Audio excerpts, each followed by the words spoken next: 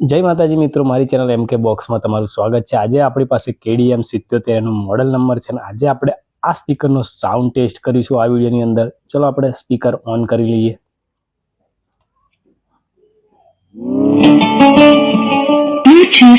આ રીતે આ સાઉન્ડ છે અને હવે મોબાઈલ સાથે કનેક્ટ કરાવી અને આ સ્પીકરનો સાઉન્ડ ચેક કરી લઈએ।